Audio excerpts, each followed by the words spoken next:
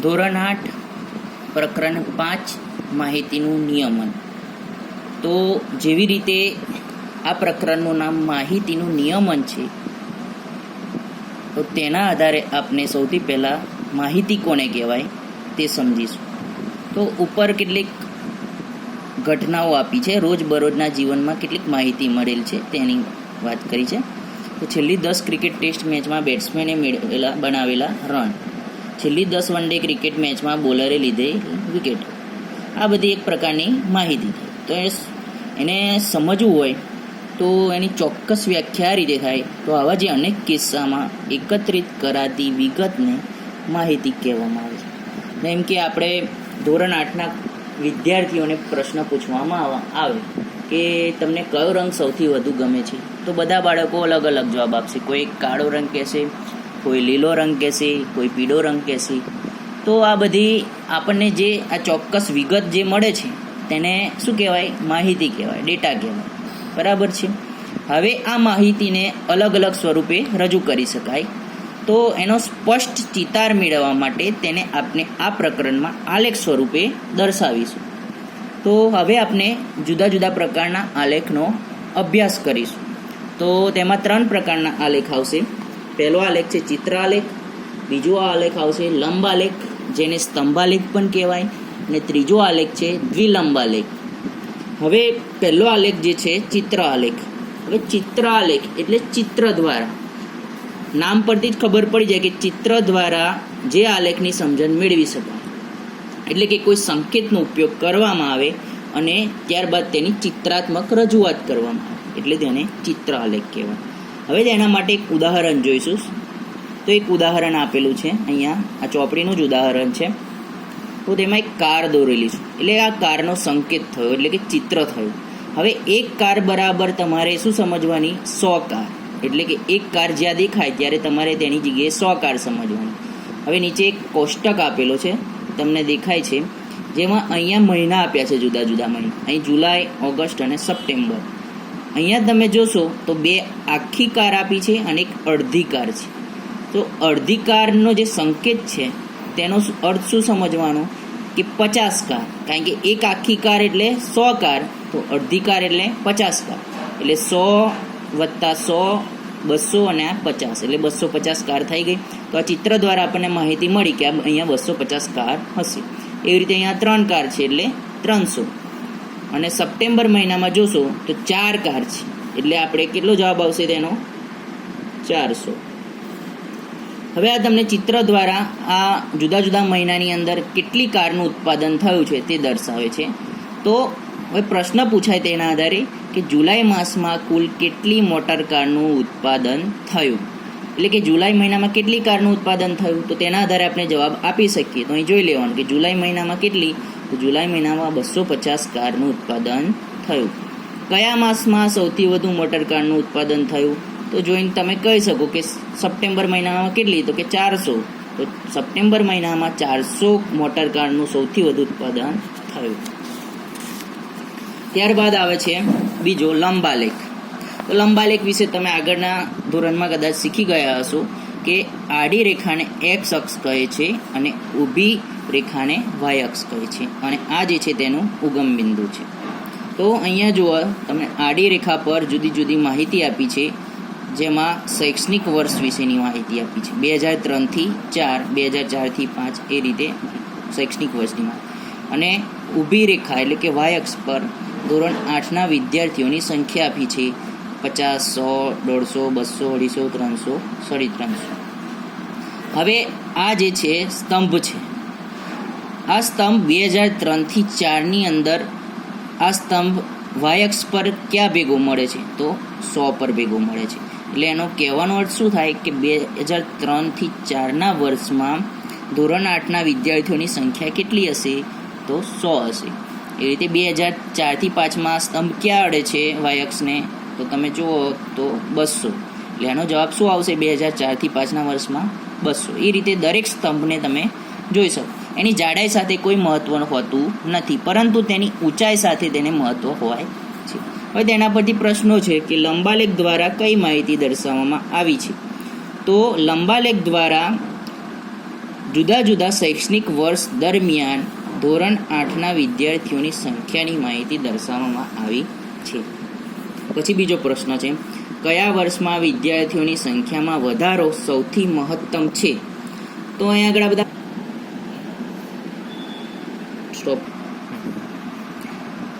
કયા વર્ષમાં વિદ્યાર્થીઓની સંખ્યામાં વધારો સૌથી મહત્તમ છે? એટલે આપણે 2 વર્ષની સરખામણી કરવાની.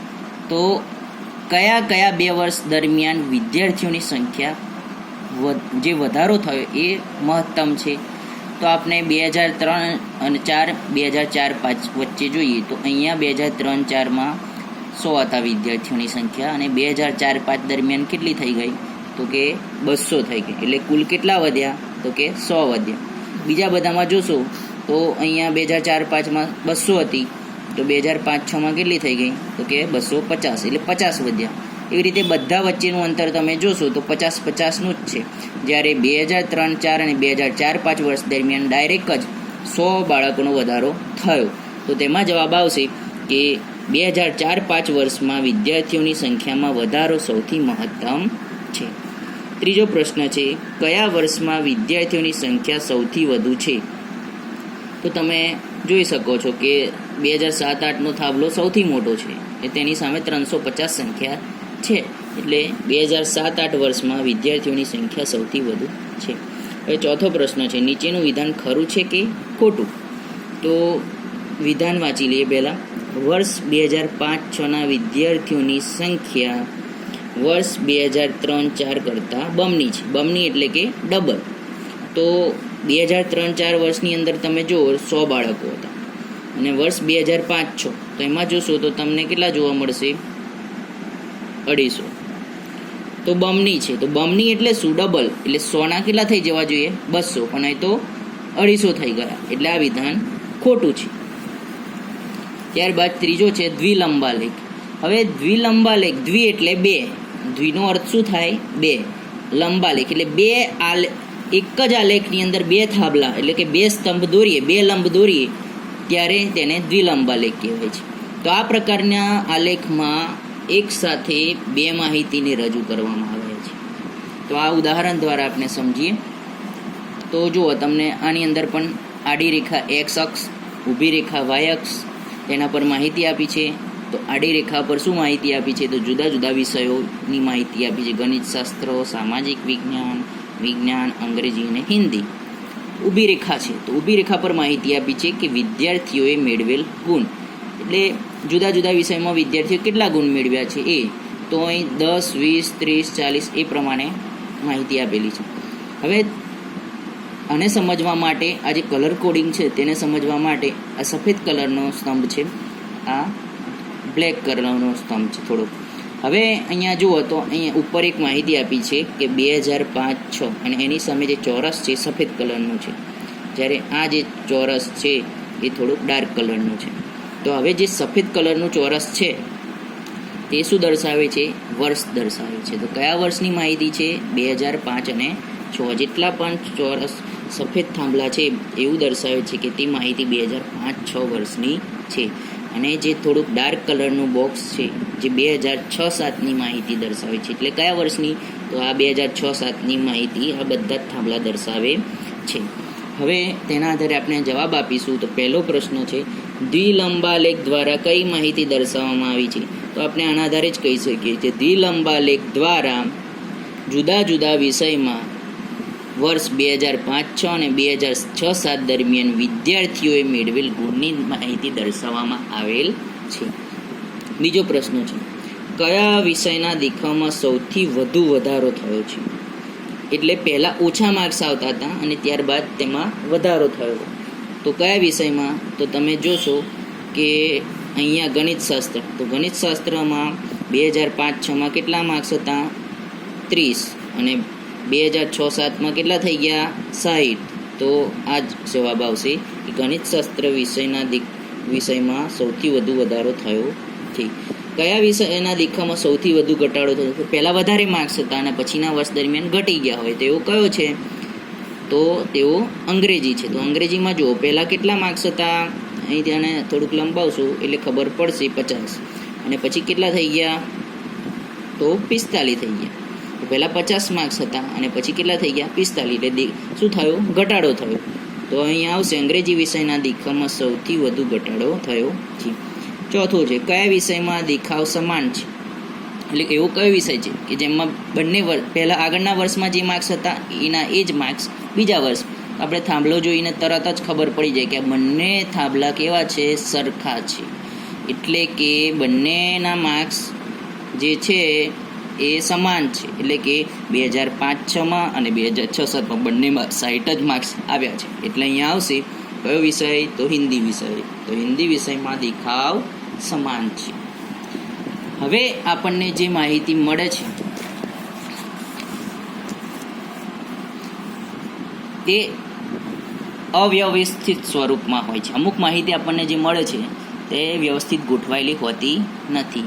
આવી માહિતીને કાચી માહિતી પણ કહેવામાં આવે છે. તો તેમાંથી આપણે અર્થપૂર્ણ તારવવા મેળવવા માટે આપણને જે કાચી માહિતી મળે છે તેને ચોક્કસ રીતે અને સુવ્યવસ્થિત રીતે ગોઠવવી જોઈએ. તો આપણે એક ઉદાહરણ દ્વારા સમજીશું કે માહિતીને કેવી રીતે ગોઠવી શકાય.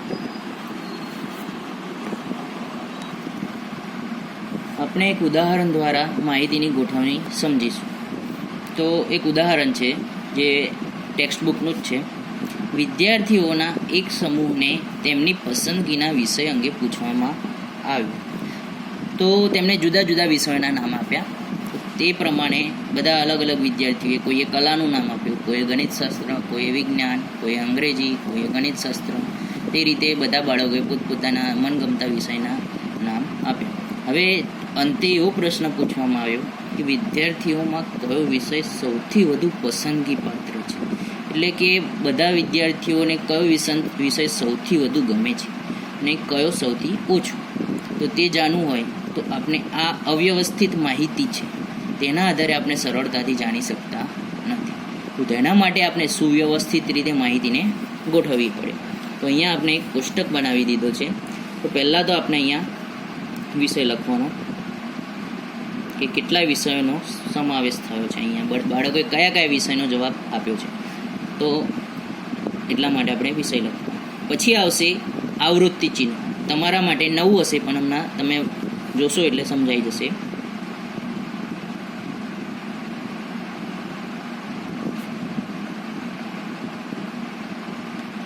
ને ત્રીજું આવશે વિદ્યાર્થીઓની સંખ્યા.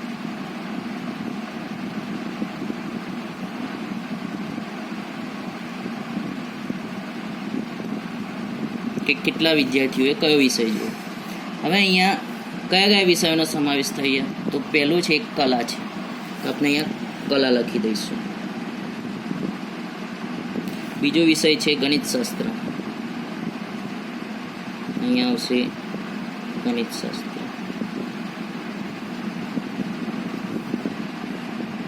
ત્રીજો વિષય છે વિજ્ઞાન. અહીંયા આવશે વિજ્ઞાન. ચોથો વિષય છે અંગ્રેજી. અહીંયા આવશે અંગ્રેજી.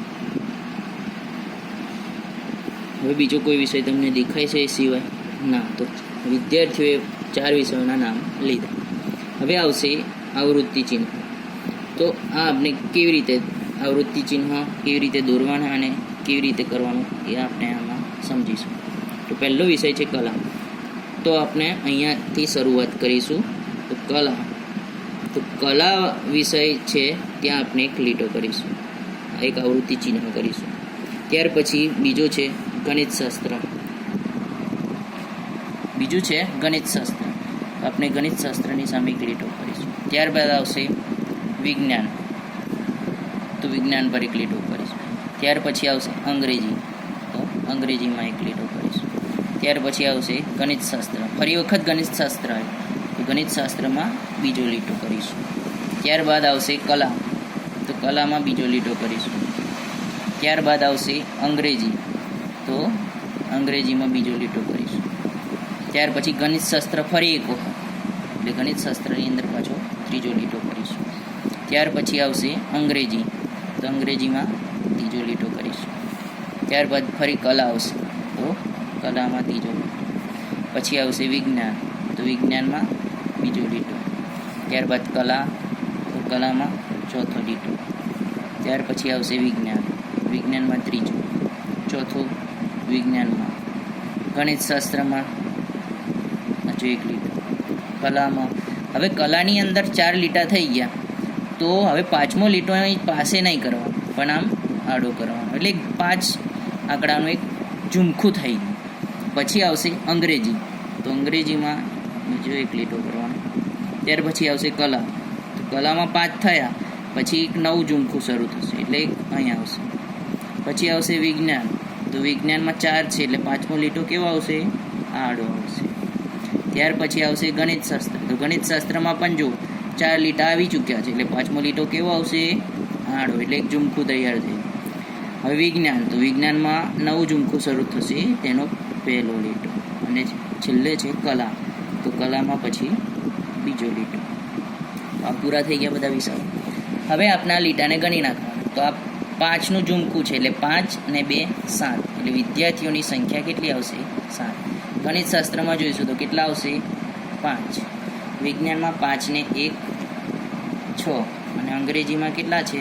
1 2 3 4. આ જે વિદ્યાર્થીઓની સંખ્યા મળી તેને આવૃત્તિ પણ કહે છે, એટલે ત્યાં આવૃત્તિ પણ લખી શકાય. હવે તેના આધારે આપણને ખબર પડી કે કલા વિષયવાળા જે પસંદ હોય તેવા વિદ્યાર્થીઓની સંખ્યા કેટલી છે? તો 7. ગણિતશાસ્ત્ર પસંદ હોય તેવા વિદ્યાર્થીઓની સંખ્યા 5, વિજ્ઞાન પસંદ હોય તેવા વિદ્યાર્થીઓની સંખ્યા 6, અને અંગ્રેજી પસંદ હોય તેવા વિદ્યાર્થીઓની સંખ્યા 4 છે. તો સૌથી વધુ પસંદગી પાત્ર વિષય કયો? તો જોઈને જ ખબર પડી જાય કે કલા. કલા સૌથી વધુ પસંદગી પાત્ર વિષય છે. સૌથી ઓછો કયો છે? તો અંગ્રેજી વિષય સૌથી ઓછો પસંદગી પાત્ર છે. હજુ આપણે અહીંયા કુલ કેટલા જવાબ સાચો છે કે ખોટો છે ચેક કરવું હોય તો આનો સરવાળો કરી દેવાનો. 6 4 10 ને 7 ને 3 20 ને 22, તો કુલ 22 વિદ્યાર્થીઓએ જવાબ આપ્યો. અહીંયા જોઈ લેવાનું કે 22 થાય છે કે નહીં થતા, તો ગણી નાખવાનું. 1 2 3 4 5 6 7 8 9 10 11 12 13 14 15 16 17 18 19 20 21 22. એટલે આ જવાબના આ જવાબ બંને સમાન થાય, એટલે તમારો આ કોષ્ટક, જેને આવૃત્તિ વિતરણ કોષ્ટક કહેવાય છે, તે સાચો છે. પરીક્ષામાં આવો 100% દાખલો પૂછાય છે.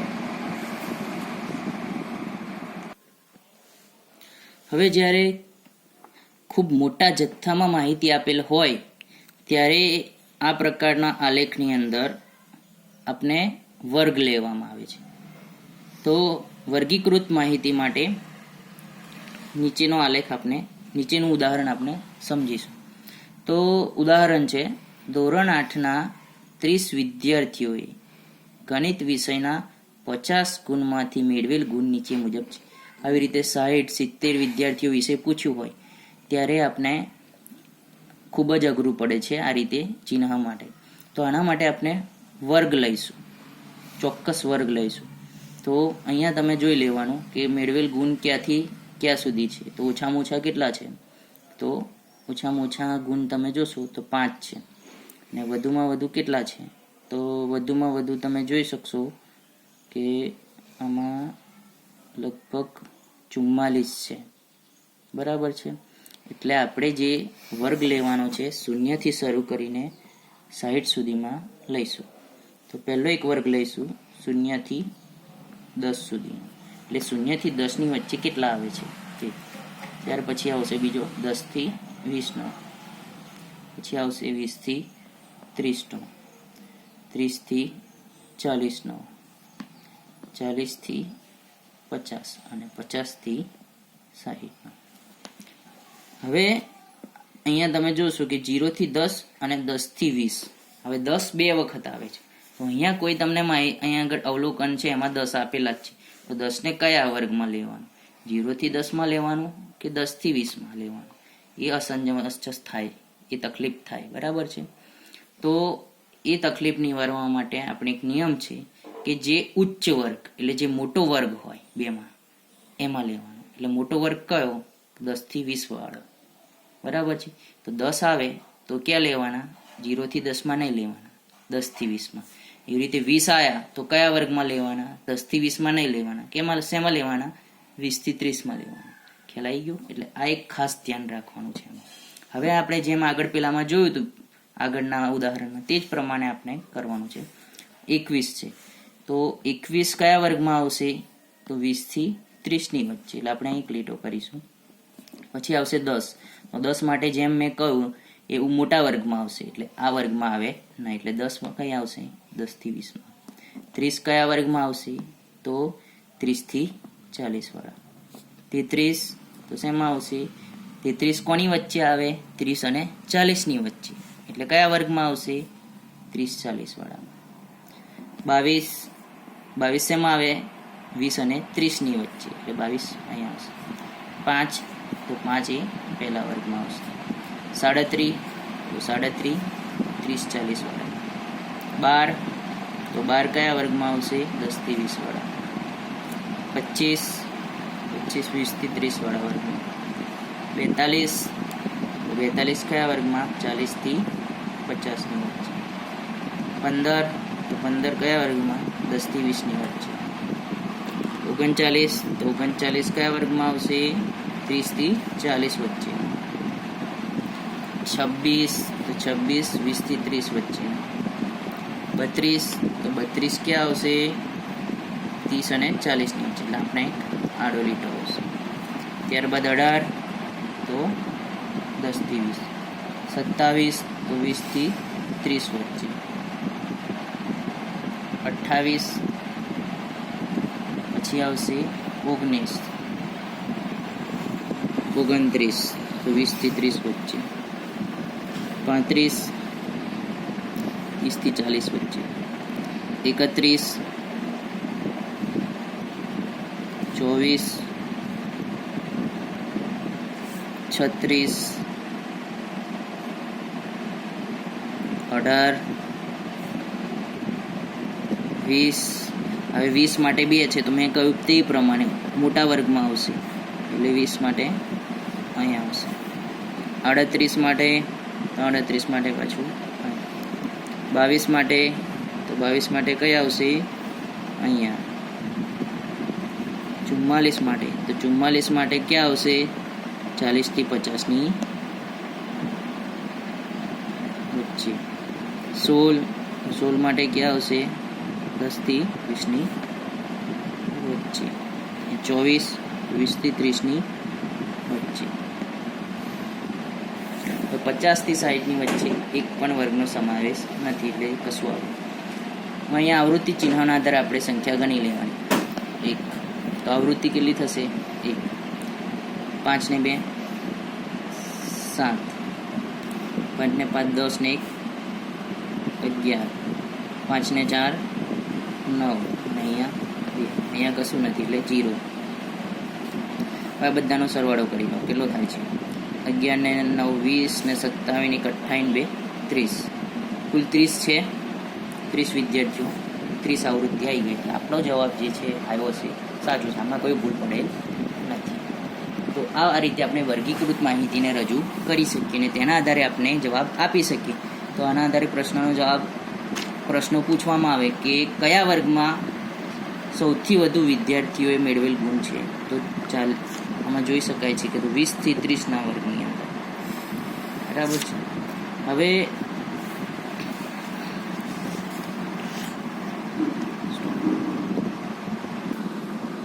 વર્ગીકૃત માહિતીની અંદર જ્યારે વર્ગ આપ્યા છે તો થોડીક સંકલ્પના આપણે સમજી લેવી જોઈએ. તો આ વર્ગની અંદર જે નાનો જે છે, નાની સંખ્યા છે તેને અધઃસીમા કહે છે અને જે મોટી મહત્તમ જે સંખ્યા છે તેને ઉધ્વસીમા કહે છે. હવે ઉધ્વસીમા અને અધઃસીમા બંનેના તફાવતને આપણે વર્ગ લંબાઈ કહેવાય છે. એટલે ઉધ્વસીમા કેટલી છે કે 20 છે, બરાબર છે, અને અધઃસીમા 10. 20 ઓછા 10 એટલે આ વર્ગની વર્ગ લંબાઈ કેટલી? એટલે કે 10 વર્ગ લંબાઈ હશે. અહીંયા બધાની વર્ગ લંબાઈ સમાન હશે. જો 10 ઓછા 0 એટલે 10, 20 ઓછા 10 એટલે 10, 30 ઓછા 20 એટલે 10, 40 ઓછા 30 એટલે 10, એટલે બધાની વર્ગ લંબાઈ સમાન હશે.